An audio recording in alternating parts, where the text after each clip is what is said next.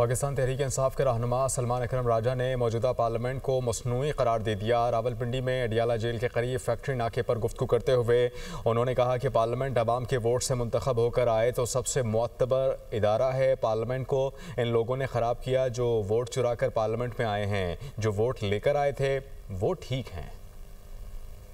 पाकिस्तान तहरीक इंसाफ के रहनुमा सलमान अकरम राजा ने मौजूदा पार्लियामेंट को मसनूई करार दे दिया। रावलपिंडी में अडियाला जेल के करीब फैक्ट्री नाके पर गुफ्तगू करते हुए उन्होंने कहा कि पार्लियामेंट अवाम के वोट से मुंतखब होकर आए तो सबसे मुअत्तबर इदारा है। पार्लियामेंट को इन लोगों ने ख़राब किया जो वोट चुरा कर पार्लियामेंट में आए हैं। जो वोट लेकर आए थे वो ठीक हैं।